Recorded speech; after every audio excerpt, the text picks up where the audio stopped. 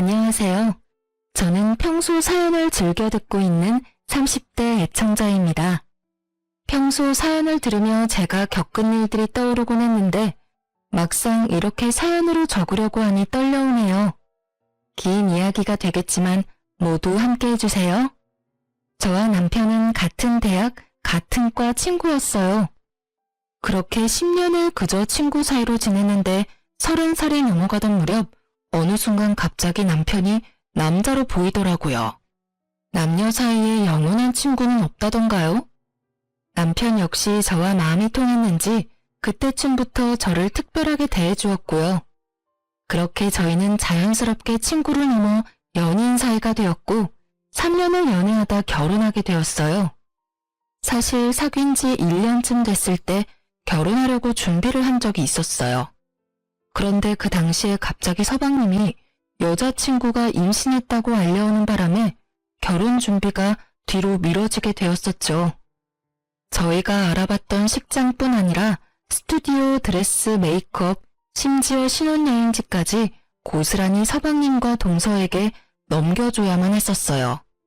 결혼이 미뤄진 것도 모자라 신중히 골랐던 모든 것이 무용지물이 되었을 땐 섭섭한 마음이 들었지만 워낙 오래 봐온 서방님께 가는 것이라 비교적 기쁜 마음으로 다 넘겨줬던 것 같아요. 그렇게 서방님이 먼저 결혼을 하게 되었고 저흰 2년이 지나고 결혼식을 하게 되었죠. 저희 시댁의 장점 중 하나는 식구들끼리 사이가 좋은 것이었는데요. 막 선을 넘는다거나 지나친 간섭, 연락을 한다거나 하는 막무가내의 것이 아니었어요. 그저 딱 적당하게 선을 지키며 돈독하고 화기애애한 것이었죠. 시부모님들도 다 좋으셨고 서방님 역시 저를 잘 따르고 잘 대해주었죠. 딱 한 사람, 동서만 빼고요. 저와 동서는 결혼하기 전에도 그렇고 결혼하고 난 뒤에도 딱히 부딪힌다거나 얼굴 붉히는 일조차도 없었는데 왜인지 모르게 동서가 저를 싫어한다는 느낌이 계속 들더라고요. 그 느낌은 제가 결혼을 하고 난 뒤 더욱 강하게 느껴지더군요. 누구 때문에 제 결혼이 2년이나 미뤄졌는데 모든 사실을 다 알고 있는 동서가 저에게 고마워하기는커녕 적대적인 감정을 숨기지 않으니 저 역시 동서에 대한 마음이 곱지 않았어요. 그렇게 동서와 저 사이엔 묘한 기류가 맴돌았고 결국 그 감정이 폭발하는 날이 오고야 말았죠. 그날은 제삿날이었고 전 반차를 쓰고 시댁으로 향했어요. 큰 불만은 없었어요. 시댁은 제사가 많은 집안이었는데 제가 시집 오던 해에 어머님께서 다 없애시고 1년에 2번만 하자고 해주셔서 큰 부담이 없었거든요. 전 생각했던 것보다 일찍 시댁에 도착해 먼저 제사 음식을 준비했고 1시간쯤 지나니 동서가 아이를 데리고 오더군요.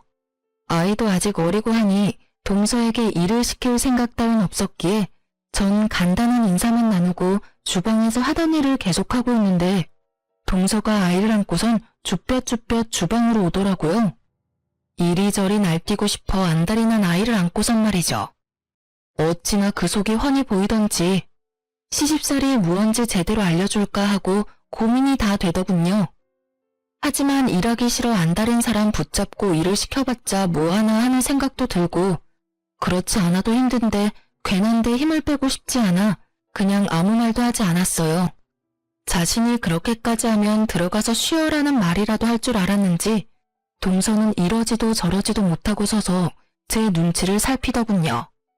저는 끝까지 아무 말 하지 않고 제 앞에 놓인 산더미 같은 일에 집중하는 척을 했고 그런 저를 바라보던 동서는 이윽고 자기 아들 다리를 꼬집어 울려버렸어요.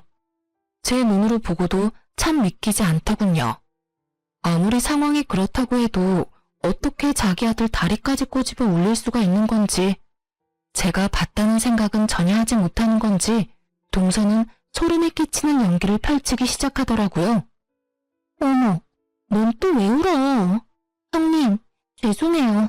저도 좀 도우려고 일찍 온 건데 아무래도 애가 울어서요. 방에 데리고 가서 좀 달래줘야 할 것 같아요.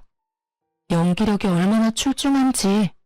만약 제가 동서가 꼬집는 장면을 목격하지 못했다면 깜빡 속을 만한 연기력이었어요. 황당한 전 아무 대답도 하지 못하고 있었고 까무러치듯 우는 아기의 소리가 들리자 어머님이 나오시더라고요. 우리 손주 왜 울어? 둘째야, 너 내가 우는데 여기서 뭐하니? 들어가서 애나 달래렴. 원래 애가 어릴 땐 일하고 싶어도 못하는 거야. 네? 그래도 형님 혼자 일하시는데 저 혼자 들어가기 좀 그래서요. 아유, 됐어. 뭘 그런 눈치를 보고 그래? 눈치 주는 사람도 없는데. 아, 그게요, 어머님. 그렇긴 하지만 아무래도 형님 혼자 하시니 제 마음이 좀 불편해서요. 이렇게 말하며 동서가 절 보는데 모르는 사람이 보면 제가 눈치 줬다고 오해하기 딱 좋은 눈초리더라고요. 어머님 역시 동서의 뜻대로 저를 오해하셨는지 저를 빤히 보시기 시작하는데 이대로 참고만 있을 일은 아니다 싶더군요. 전 저를 향하는 시선을 무시한 채 일어나 손을 씻고 동서에게 다가갔어요. 그리곤 동서가 꼬집었던 허벅지를 보여주며 이렇게 말했죠. 동서, 조심 좀 하지 그랬어. 아까 동서가 여기 살 찝는 것 같던데. 여기 봐봐. 아직 빨갛네. 조심 좀 해. 얼마나 아팠으면 애가 까무러치면서 울겠어? 그리고 내가 무슨 말 했어? 난 아무 말도 하지 않았어. 들어가서 아들 먼저 달래줘. 갑자기 꼬집혀서 아픈 건 둘째치고 애가 많이 놀랐겠어. 제 말에 동서는 제가 봤다는 사실을 깨달았고 아이의 허벅지보다 더 붉어진 얼굴을 하고 고개를 숙이더군요. 어머님은 계속해서 찡찡거리는 아이를 안고 방으로 가신다며 주방을 벗어나셨고요. 어머님이 들어가신 후 동서는 숙였던 고개를 획 들더니 화를 내며 저에게 따지기 시작하더군요. 형님, 꼭 이렇게 제 망신을 주셔야 해요? 이왕 모른 척 해주셨으면 끝까지 모른 척 해주시면 되잖아요. 아니, 애초에 저한테 들어가서 쉬라고 한마디 해주셨으면 이런 일까지는 없었잖아요. 적반하장도 유분수지. 누가 누구한테 따지고 드는 건지 모르겠더라고요. 저 역시 참고 또 참고 있는 터라 더는 인내가 남아있지 않았고 오늘이 날이구나 하는 마음으로 동서의 말을 받아쳤어요. 내가 왜 그렇게까지 해야 하는데? 굳이 내가 왜? 그리고 어디서 큰 소리야? 동서가 그렇게 일하기 싫었으면 오늘 좀 늦는다고 연락하고 늦게 오던가. 이왕 와서도 일할 만한 여건이 안 되어서 좀 쉬겠다고 말하면 누가 뭐라고 해? 제가 쉬겠다고 하면 저만 미움받을 거 아니에요. 미움까진 아니더라도 눈치는 보였겠지. 그런데 말이야, 어머님도 그렇고 나도 그렇고 아기가 어린데 굳이 동서까지 일 시킬 마음은 없었어. 그런데 왜 말을 하지 않으세요? 들어가서 쉬라고 한마디만 했으면 됐잖아요. 아까도 말했잖아. 내가 왜 그렇게까지 해야 하냐고. 애는 엄마 품에서 내려와서 놀고 싶어 안달인데 그런 애를 굳이 안고 주방에 와서 서 있는 꼴을 보고 내가 굳이 동서한테 들어가서 쉬라는 말이 하고 싶었겠어? 나 그렇게 성격 좋은 사람 아니야, 동서. 그래서 굳이 어머님도 계시는데 우리 아이 허벅지까지 다 보여주신 거예요? 저 곤란하게 만들려고요? 설마. 나도 그럴 생각까진 없었는데 동서가 내가 말할 수밖에 없는 분위기로 몰고 갔잖아. 난 눈치는커녕 동서한테 말 한마디 한 적도 없는데 어머님 앞에선 내가 눈치 줘서 주방에서 벌선 사람처럼 구니 내가 별다른 방법이 있었겠어? 그래도 내가 마지막 인내심으로 동서가 일부러 꼬집어서 울렸다는 말은 안 했잖아. 내 두 눈을 의심했다 진짜. 다음부턴 그런 짓까지 하지 말고 그냥 말해. 일하기 싫다고. 이게 뭐야? 괜히 동서 혼자 오버해서 애까지 울리고. 난 있잖아. 일하기 싫다는 사람까지 엮어서 같이 고생시킬 마음 없어. 알겠어? 제 말에 동서는 할 말이 없는지 그저 저를 노려보았고 저 역시 동서를 노려봤어요. 그렇게 저와 동서의 눈싸움이 시작되었는데 화난 표정의 어머님이 주방으로 들어오시더군요. 이게 다 무슨 말이야? 일부러 애를 꼬집었다니. 둘째 너, 이게 다 사실이야? 그래요. 분위기가 심상치 않음을 느낀 어머님은 방으로 들어가시긴 했는데 방문을 닫지 않고 이야기를 다 듣고 계셨던 것이었습니다. 모든 사실을 알게 된 어머님은 동서를 나무라기 시작했고 동서는 눈물을 글썽이며 아무 말도 하지 못하고 서 있더군요. 너 그렇게 안 봤는데 아무리 일이 하기 싫다고 해도 어떻게 네 자식 허벅지를 꼬집니? 그리고 잘못은 네가 해놓고 왜 꾸준 형님한테 화풀이 짓이야? 너 우리 없을 때 그딴 식으로 첫째 대하니? 아니에요. 저도 모르게 너무 흥분을 해서 죄송해요 어머님. 죄송해요 형님. 궁지에 몰린 동서는 저에게 용서를 구했고 진심이라고 느껴지지 않는 사과였지만 더는 이를 키우고 싶지 않았기에 전 알겠다고 하고 사건을 일단락시켰습니다. 제사 사건이 있고 난 후 동서는 아예 저를 무시하기 시작하더군요. 다른 사람들이 있을 땐 더없이 깍듯하고 살갑게 굴었지만 아무도 없을 땐 아예 눈길을 주지 않는 이중적인 행동을 이어나갔어요. 저 역시 동서와 똑같이 행동해줬고 자주 마주치는 일이 없었기에 크게 신경 쓰지 않고 지냈죠. 그러던 어느 날 집에 큰일이라면 큰일이 생겨났어요. 총각 때부터 남편의 어깨가 좋지 않았는데 점점 상태가 심각해지더니 결국 수술을 잡게 되었어요. 갑작스럽게 잡힌 수술 일정이라 제 회사에 연차를 내지 못했거든요. 생명과는 무관한 수술이긴 했지만 아무래도 신경이 쓰이더군요. 하지만 일정을 아무리 조정해도 출근은 해야 했고 전 일단 남편을 병원까지 데려다주고 출근을 하게 되었어요.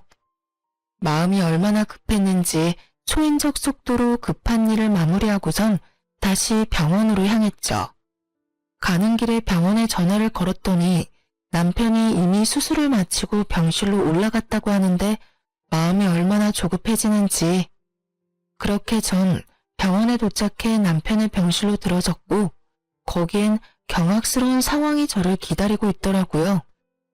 아직 마취에 취해 있는 남편과 그런 남편의 손을 세상 애처롭게 잡고 있는 한 여자. 그 여자의 눈빛을 보는데 딱 알겠더라고요. 두 사람의 관계가 보통 관계는 아니라는 것을요. 자기야, 좀 괜찮아? 나 괜찮아. 괜찮은데 자꾸 잠이 와. 아직 마취해서 덜 깨서 그래. 조금씩 깨려고 노력해봐. 간호사 쓴 말이 이제 조금씩 깨워야 한다고 했어.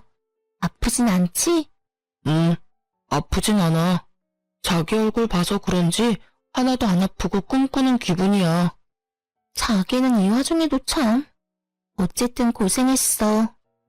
그 조용한 병실에 두 사람의 다정한 대화 소리가 들려오는데 제가 더 꿈을 꾸고 있는 기분이더군요. 그것도 1초라도 빨리 깨고 싶은 악몽이요. 하지만 제 앞에 놓은 모든 상황은 현실이더군요.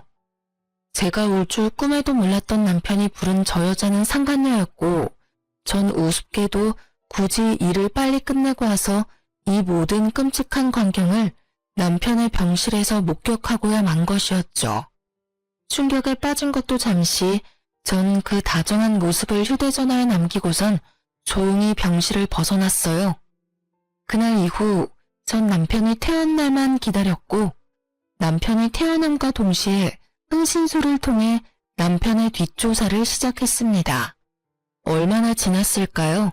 흥신소에서 연락이 왔고 연락을 기다리며 혼자 상상했던 것보다 현실은 더욱더 충격적이었습니다.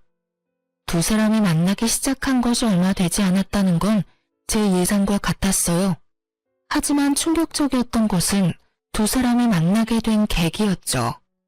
상간녀는 보험사에서 일하는 영업직원이었는데 그 상간녀를 남편에게 보험을 핑계로 삼아 소개해준 사람이 다른 사람도 아닌 바로 동서였던 것입니다. 동서와 상간녀는 친구 사이로 제 남편을 꼬여내기 위해 아주 작정을 한 모양이었어요. 작정을 하고 접근했든 어쨌든 남편은 상간녀에게 넘어갔고 이미 선을 넘어버린 남편의 모습들을 보는데 더는 결혼 생활을 유지하고 싶은 생각이 싹 사라지더군요. 흥신소에서 건네받은 사진을 한 장씩 넘겨보는데 남편의 미소를 볼 때마다 제 억장이 무너지더라고요. 그렇게 눈물을 흘리며 증거들을 보는데 제 이막이 열리는 듯 주인공이 남편에서 동서로 바뀌더군요.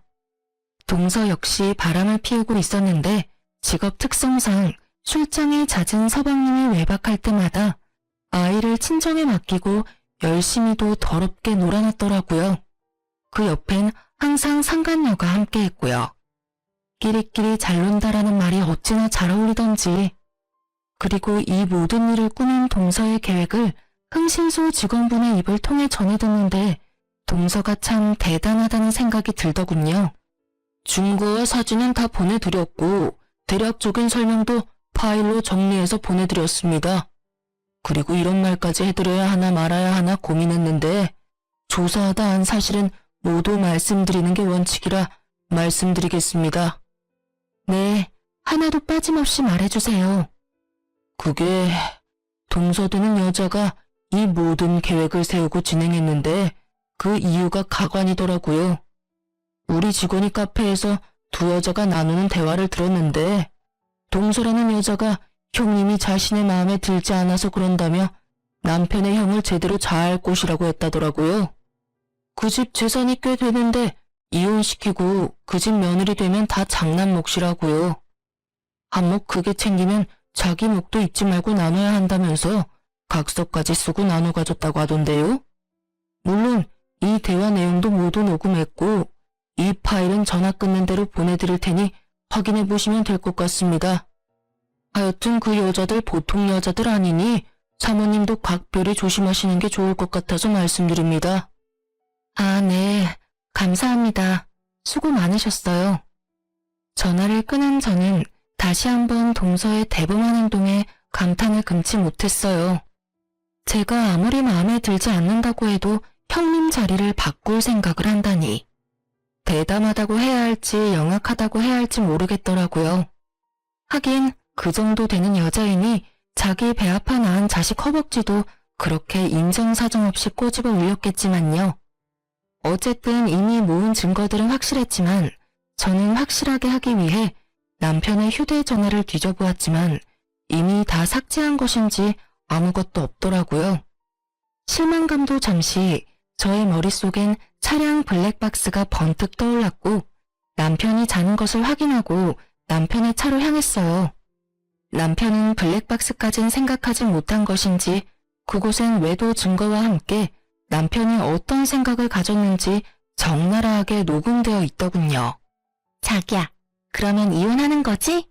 그럼 얼른 이혼하고 자기랑 살아야지. 그 얼른이 언제야?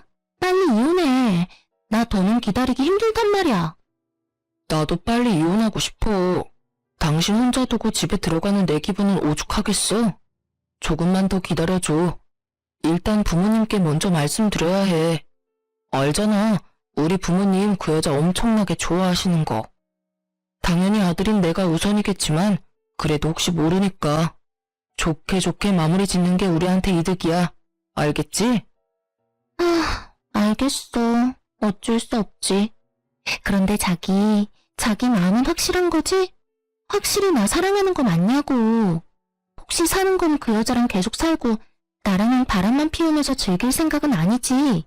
그런 말이 어디 있어? 내가 자기를 얼마나 사랑하는지 몰라서 그런 말을 해? 아니, 말만 그렇게 하고 이혼은 자꾸 미루니까 그렇지. 아니야. 돌아가는 상황 조금만 지켜보다가 적절한 때에 이혼 이야기 꺼낼 테니까 조금만 기다려줘. 자기 이거 받아. 저번에 이거 예쁘다고 했었지? 어머, 이거 내가 갖고 싶어 하던 샷땡 가방이잖아. 이 비싼 걸. 고마워, 자기야. 이 정도 가지고 뭘. 자기가 좋아하니까 나도 뿌듯하다. 다음엔 더 좋은 걸로 사줄게. 자기 최고야. 사랑해. 나도 사랑해. 상간녀가 만나는 남자가 한둘이 아니라는 사실을 꿈에도 알지 못하는 남편은 상간녀에게 푹 빠져 있는 돈 없는 돈 다 퍼다 쓰며 상간녀의 배를 불려주고 있더군요. 남편과 알고 지낸 지 15년. 사진으로 볼 때보다 더 큰 배신감이 밀려오며 눈물이 멈추지 않더라고요. 몇 시간을 울었는지 어느새 어둑하던 차 밖은 밝아지고 있었고 전 여전히 흐르는 눈물을 닦으며 복수를 계획했어요. 아침이 되었고 전 여전히 아무것도 모르는 척을 하며 출근하는 척을 하고선 미리 만나기로 약속해두었던 서방님을 만났어요. 다른 사람은 몰라도 서방님 역시 이 빌어먹을 상황의 피해자이니 모든 사실을 알아야 한다고 생각했기 때문이었죠. 갑작스러운 저의 연락에 의아해하던 서방님은 제가 내민 외도 증거들을 살펴보더니 무거운 입을 떼더군요. 형수님, 이게 전부 사실인가요? 안타깝게도 그래요, 서방님. 동서가 그 여자를 형한테 소개해줬고 형은 그 작전을 보기 좋게 넘어갔어요. 동서 역시 서방님이 집을 비울 때마다 남자들을 만나고 다니는 것 같더라고요. 늘 그 여자도 함께였고요. 저 이 여자 알아요. 이 여자 집사람 제일 친한 친구라고 했거든요. 연애할 때도 여러 번 봤었고 최근에도 봤었는데 형이랑 그런 관계인 줄은 상상도 못했네요. 어떻게 사람 탈을 쓰고 이딴 짓들을 할 수 있는지. 어쨌든 부모님께는 제가 말할게요. 조금만 기다려주세요. 제가 이야기 꺼내는 게 더 낫지 않을까요? 아니에요, 형수님. 이 여자 요즘 보험 핑계 대면서 부모님 댁에도 들락날락하고 있다고 들은 것 같은데 날 한번 잡아보려고요. 한 장소에 다 모였을 때 한 번에 터뜨리는 게 좋을 것 같아요. 기가 막히더군요. 외도도 모자라서 시댁까지 이미 들락날락하고 있었다뇨. 상간녀와 동서의 계획이 눈에 훤히 보이더군요. 보험을 핑계로 삼아 자연스럽게 시부모님들께 얼굴을 드며 좋은 인상을 남기려고 했겠죠. 이쯤 되니 동서라는 여자가 무섭게까지 느껴지더군요. 서방님도 저와 같은 생각이었는지 이럴 때일수록 신중히 해야 한다고 조금만 기다려달라며 증거들을 챙겼고 저는 서방님의 말을 따르기로 했어요. 표정을 보아하니 서방님 역시 이 상황을 곱게 넘길 생각은 없어 보였고 서방님의 계획이 더 현명하기도 했으니까요. 그렇게 전 서방님의 연락을 기다렸고 상간녀가 시댁을 방문한다는 연락을 받게 되었어요. 기다리고 또 기다린 날이었는데 막상 모든 걸 밝힐 날이 되니 심장이 떨어질 듯이 뛰기 시작하더라고요. 전 떨리는 마음을 진정시키며 시댁으로 향했고 시댁에 들어서니 시부모님은 물론이고 남편과 상간녀, 동서와 서방님까지 모든 식구가 모여있더군요. 저의 등장을 상상도 못했던 세 사람은 당황한 기색이 역력했고 남편과 상간녀는 티나게 저의 눈치를 살피기 시작하더라고요. 그 와중에 동서는 저에게 친근한 척을 하면서 다가오는데 당장이라도 친한 척 제 팔을 잡은 동서의 팔을 확 꺾어버리고 싶은 걸 얼마나 참았는지 모릅니다. 그렇게 제가 이성의 끈을 끊어먹을 위기에 처해 있을 때 서방님이 아버님께 준비한 증거들을 보여주며 상황을 설명하기 시작했어요.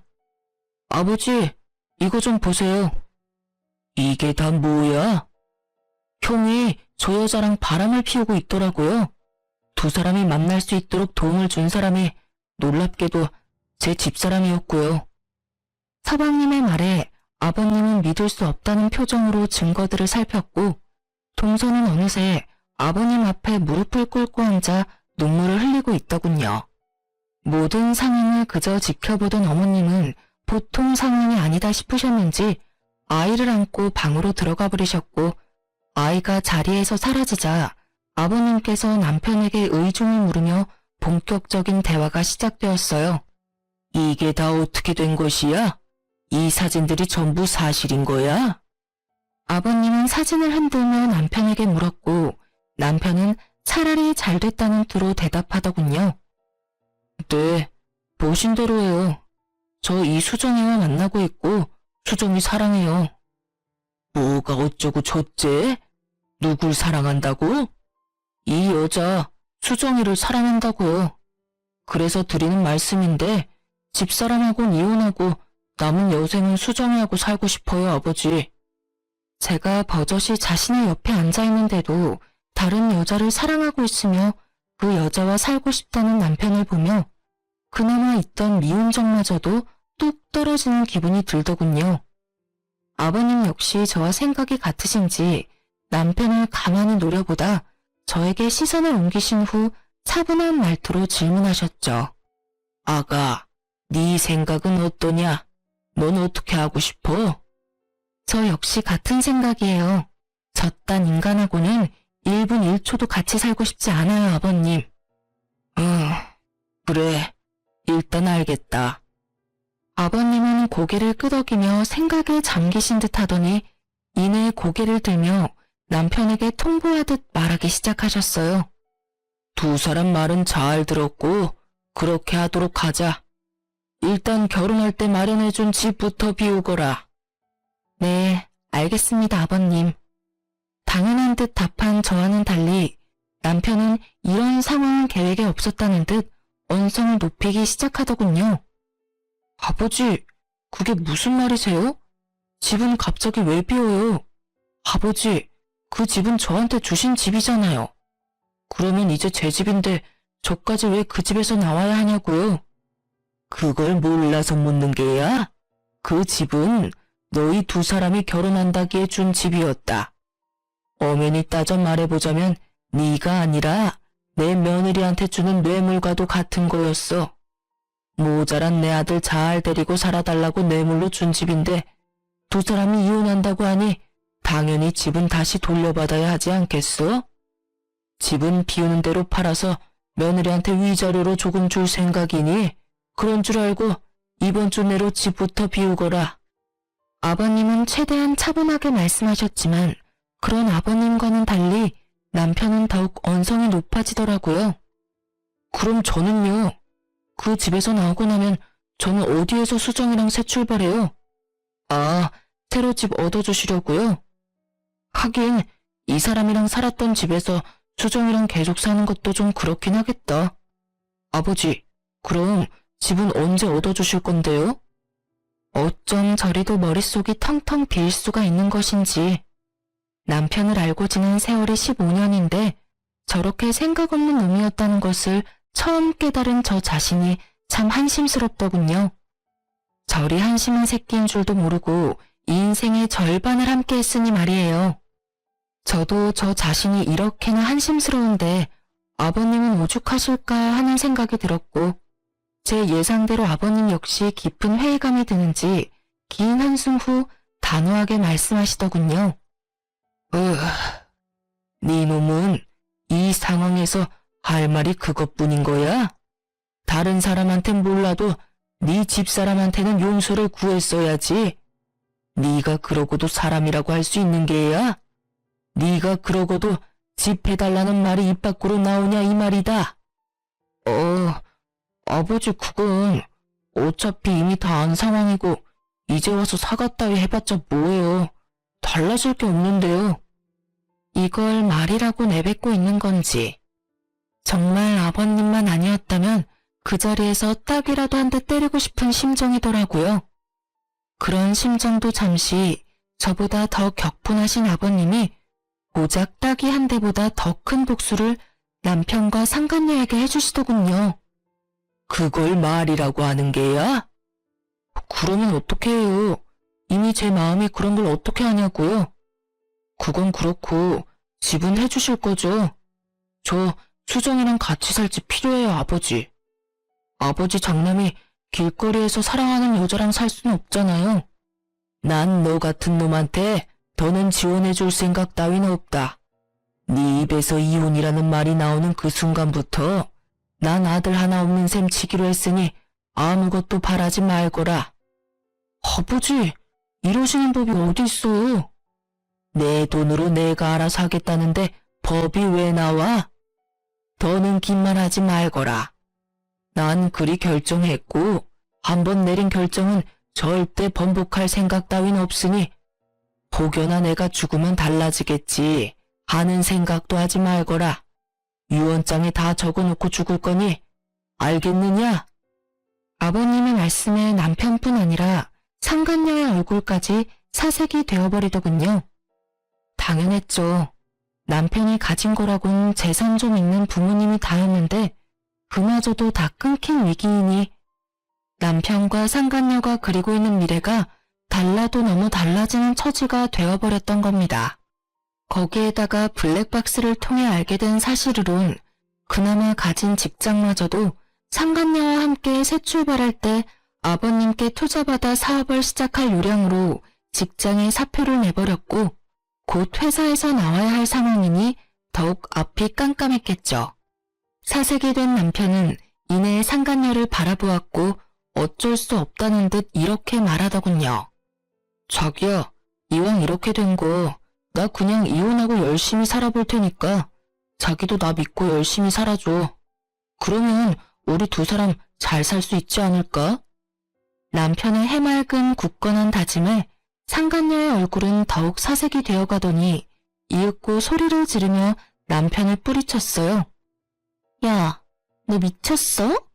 손이 발이 되게 빌어서 한 푼이라도 받아올 생각을 해야지. 뭐? 열심히 살아달라고? 그게 말이야 똥이야. 내가 미쳤어? 너 같은 거랑 같이 살게? 자기야, 그게 무슨 말이야. 나 사랑한다고 했잖아.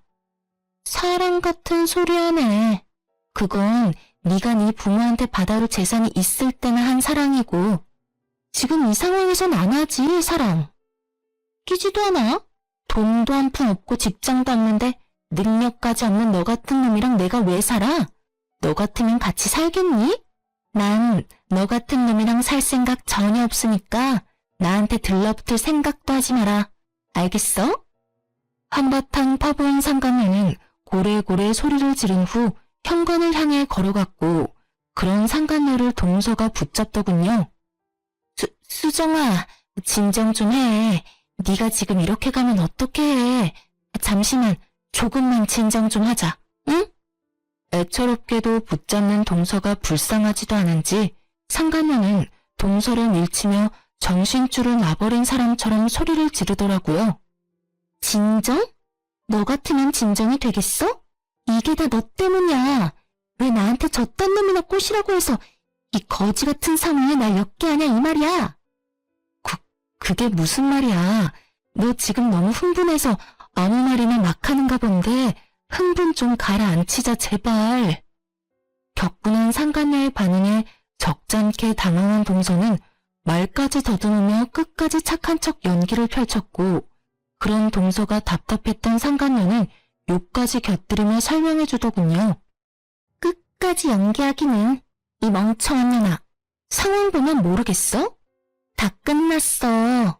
네가 나한테 저 멍청한 놈 꼬시라고 한 것부터 그래서 내가 의도적으로 저 멍청한 놈한테 접근해서 이혼시키려고 한 것까지 다 들켰다고. 그러니까 너도 착한 척 연기 그만하고 네 살 길부터 찾으란 이 말이야. 아니야, 아니라고. 난 그런 적 없어. 자신의 계획이 상간녀의 입을 통해 적나라하게 밝혀지자 동서는 크게 당황했고 당황한 동서는 상간녀를 있는 힘껏 밀쳐버리더라고요. 동서에게 밀쳐진 상간녀 역시 기분이 몹시 상해버렸는지 동서를 더 세게 밀쳐버렸고 그렇게 두 사람의 몸싸움이 시작되었어요. 시장판 싸움보다 더욱 거친 두 사람의 개싸움이 계속되는 사이 서방님은 모든 상황을 정리하고 싶은지 따로 정리해두었던 동서의 외도 증거들을 보여주며 차분히 자기 뜻을 알리기 시작했죠.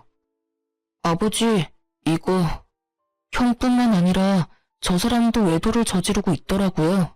그래서 저도 이혼을 하려고요. 한꺼번에 이런 충격 드리게 돼서 죄송하지만 더는 저런 여자와 살 수가 없어요. 그러니 아버지께서 이해 좀 해주세요. 이해는 무슨, 당연히 이혼해야지. 네 형 바람나게 만든 여자를 내가 왜 며느리로 두겠어? 거기에다 바람이라니. 내 눈치 보지 말고 하고 싶은 대로 이혼해. 본격적인 본인의 이혼 이야기가 나오자 동서는 상간녀와의 몸싸움이 멈추고 서방님에게로가 빌기 시작했고 서방님은 그런 동서가 꼴도 보기 싫다는 듯 눈도 마주치지 않더군요. 여보, 이혼이라니 그게 무슨 말이야. 이거 다 오해야. 거짓말이라고. 그리고 그 사진들도 다 조작된 사진들이야. 이건 다 모함이라고. 그러니까 내 말 좀 들어봐. 당신 이야기는 다 필요 없고 이제부터 난 당신한테 두 가지 선택지를 줄 거야. 두 가지? 그래, 두 가지. 첫 번째는 당신이 깔끔하게 이혼을 해주는 거야. 깔끔하게 이혼한 당신은 몸만 나가게 될 거고, 물론 아이는 내가 키울 거야. 그리고 두 번째는 지금 당신이 생각하는 그거야. 이혼하지 않고 온갖 변명을 대며 질질 끄는 거. 만약 당신이 그렇게 더럽게 나온다면 난 집을 팔아서라도 최고의 변호사를 선임해서 당신 주머니에 든 10원짜리 하나까지 탈탈 털어서 법정 최대 위자료로 받아낼 거야. 물론 이 경우에도 당신은 내 자식을 키우진 못할 거야. 서방님은 단호했고 동서는 머리가 잘 굴러가더군요. 그 짧은 순간에도 어떤 선택이 자신에게 더욱더 이득인지 판단을 내린 동서는 알겠다는 대답과 함께 시댁을 나가버렸고 이 모든 상황을 지켜보던 남편은 상간녀에게 빌기 시작하더군요. 자기야 제발. 나 자기 없으면 안 되는 거 잘 알잖아. 그러지 말고 다시 한 번만 잘 생각해봐. 응? 우리 아버지 말은 저렇게 했어도 나 절대 못 버려. 아버지 마음만 돌리면 우리 둘이 잘 먹고 잘 사는 일만 남은 거라고. 아직도 정신 못 차렸어? 다 끝났어. 끝났다고. 다신 나한테 연락하지 마. 알겠어? 상간녀는 매몰차게 남편을 뿌리치더니 동서와 마찬가지로 시댁을 나가버렸고 이제 남은 사람은 저뿐이었죠. 아무리 남은 사람이 저뿐이라고 하더라도 자신이 보여준 짓거리가 있는데 설마 저에게까지 매달릴까 싶었는데 남편 놈은 그 대단한 짓을 하고야 말더군요. 여보, 나 버릴 거 아니지? 우리 친구로 10년, 연인으로 3년이야. 부부로 산 세월까지 다 하면 15년이 넘는다고. 그간의 세월이 있는데 고작 이런 일로 나 버릴 건 아니지. 이 와중에도 그 흔한 미안하다는 사과 한마디 하지 않는 놈을 보는데 제 심정이 어땠는지 여러분은 짐작이나 가시나요? 말로 표현 못할 5만 가지 감정이 제 머릿속을 오가더라고요. 그중 가장 큰 감정은 배신감과 비참함이었어요. 절 얼마나 하찮게 그리고 우습게 봤으면 이 와중에도 사과 한마디 없이 저의 용서를 바라는 걸까 싶어서요. 참 대단하다 정말. 이 와중에도 나한테 미안하단 말 한마디가 없으니까 말이야. 그거야. 미안한 건 말하면 입 아프니까 굳이 안 한 거지. 나 당신한테 정말 미안해. 진심이야. 그러니까 나 한 번만 용서해줘. 내가 앞으로 정말 잘할게. 당신이 잘하든 말든 난 이제 상관없어. 난 아까 말했듯이 당신 같은 인간이랑 이제 1분 1초도 같이 살기 싫으니까. 여보 제발 그러지 말고 나한테도 기회를 줘. 기회? 내가 당신 마음 모를 줄 알아? 나한테 어떻게든 달라붙어서 아버님 마음 돌리려고 그러는 거잖아. 내가 정말 좋아서 아니라 당신이 아쉬워서 이러는 거 모르는 줄 아냐고. 내가 정말 바본 줄 알아? 이 상황에서 어떻게 나한테 기회를 달라고 부탁할 수가 있어? 당신 정말 뻔뻔하다. 난 당신이 이렇게까지 파렴치한 사람인 줄 정말 몰랐어. 정말 실수였어. 실수였다고. 우리가 함께한 세월이 15년인데 이까짓 바람 한 번쯤은 덮고 넘어가 줄 수 있잖아. 당신은 왜 그렇게 사람을 모질어? 제가 자기 사과를 받아주지 않자 도리어 화를 내는데 정말 어이가 없더라고요. 그러면서 제가 왜 이 인간 같지도 않은 인간이랑 그곳에서 입씨름을 하고 있는지도 모르겠고요. 그래서 전 준비했던 마지막을 해주었어요. 나 원래 이렇게 모질었어. 몰랐어? 그리고 또 모질게 말해보자면 아쉽게도 당신한텐 선택지는 물론이고 기회도 없어. 난 당신이랑 좋게 이혼할 생각도 없고 쉽게 이혼할 생각도 없어. 그러니까 각오 단단히 하는 게 좋을 거야. 마지막 경고의 말을 끝낸 저는 아버님께 인사를 드리고 시댁에서 나와버렸습니다. 그 뒤론 일사천리였어요.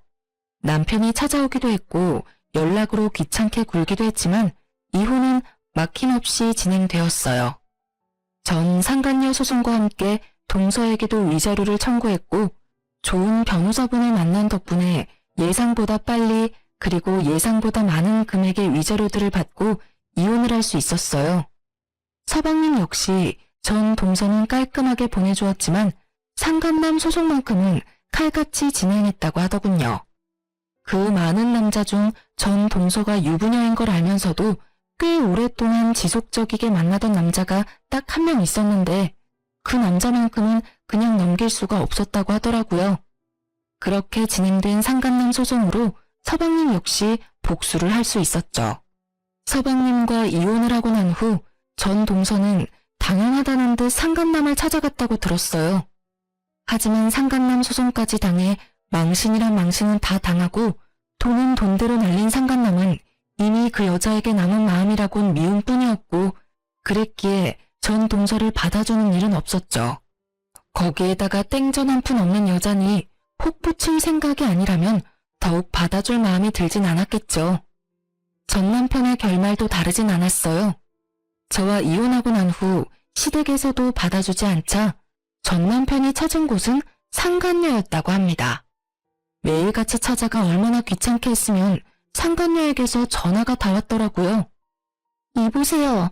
당장 그쪽 남편 좀 데리고 가라고요. 매일같이 찾아와서 울고 불며 매달리는데 사람 미칠 지경이라고요. 그런 말을 왜 나한테 하는지 잘 모르겠네요. 내가 왜 그 사람을 데리고 가야 하는데요? 그거야. 저 남자가 그쪽 남편이니까 그렇죠. 그 남자 이제 내 남편 아니거든요. 네가 꼬셔서 정신 나가게 했으면 네가 책임져야지. 누구한테 떠넘기는지 모르겠네. 내가 왜 책임을 져? 내가 그때 말했었잖아. 저딴 놈이랑 살 생각 없다고. 그러니까 당장 와서 데리고 가라고. 이러다 내 혼사길까지 막히게 생겼어. 유부남 꼬셔서 한 가정 파탄 낼 거라고 작정할 땐 네 혼사길 정도야 꽉 막힐 거라는 각오 정도는 했어야지. 뭐라고? 네가 네 남편 간수를 못해서 나한테 넘어온 걸 나한테 어쩌라는 거야. 나 경찰에 신고할 거야. 네 남편 깜빵 가는 걸 보고 싶어? 눈치 하나는 빠른 줄 알았더니 그것도 아니더군요. 다른 것도 아니고 전 남편을 가지고 저한테 이런 말을 한다니. 어이가 없어 코웃음이 다 나더라고요. 깜빵을 보내고 싶은 사람한테 깜빵을 보낼 거라고 겁을 주다니 이 얼마나 웃기는 상황인가요? 전 터져나오는 웃음을 참지 못하고 웃어버렸어요. 신고? 하려면 해. 나 이혼했다는 말 못 들었니? 그 인간이 깜빵을 가든 지옥을 가든 그게 어디든 그 인간이 불행할 수만 있다면 난 환영이야. 이거 왜 이래? 뭐라고? 나 정말 신고할 거야?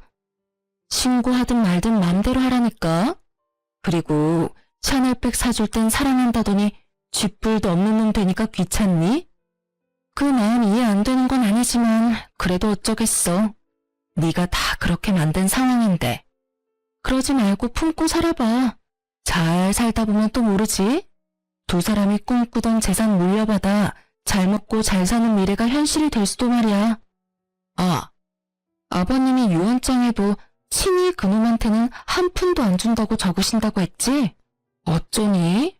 너희가 바라던 그 꿈 같던 미래는 정말 꿈이 돼버렸고 너한텐 웬 버러지 한 명이 붙어버렸으니 하여튼 난 이혼했고 나하고는 상관없는 사람이니까 네가 알아서 해.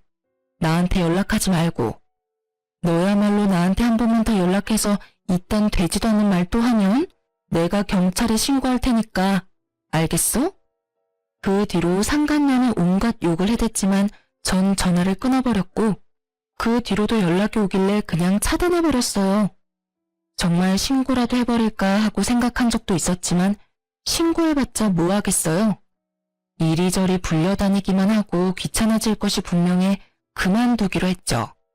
그렇게 전 모든 연락을 차단해버렸고 서방님의 말론 상간녀 역시 전 남편을 나몰라라 하고 버렸다고 하더군요. 전 남편이 그 버림을 받기 전까지 하루가 멀다고 상간녀의 집과 회사까지 찾아가 애원을 넘어 난동까지 피우는 바람에 상간녀가 말한 대로 혼사길은 물론 회사까지 잘렸다고 하고요. 얼마나 통쾌했는지 모릅니다. 사실 위자료를 받은 것만으론 상간녀에 대한 제 분노가 다 사라진 건 아니었는데 제 가정이 박살난 것처럼 상간녀의 일상도 망가졌다고 하니 그것 참 통쾌하더군요. 그리고 그 뒤론 제가 예상했던 그대로더군요. 전 남편은 또다시 시댁으로 찾아가 손이 발이 되게 빌며 시댁에서 지낼 수만 있게 해달라며 빌었지만 아버님과 어머님은 받아주지 않았고 오갈 데가 아예 없었던 전 남편은 결국 퇴직금으로 작은 원룸을 얻어 살고 있다고 하더군요.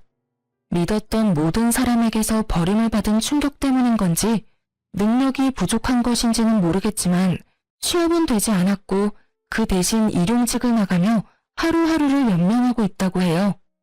그래도 일용직이라도 나가서 생활비라도 벌고 있으니 참 다행이라고 했네요.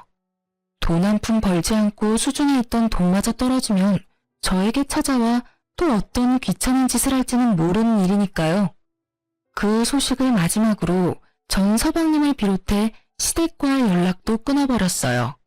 악한 감정은 없었지만 아무래도 전 남편과의 기억이 계속 떠올라 관계를 지속할 수는 없겠더라고요.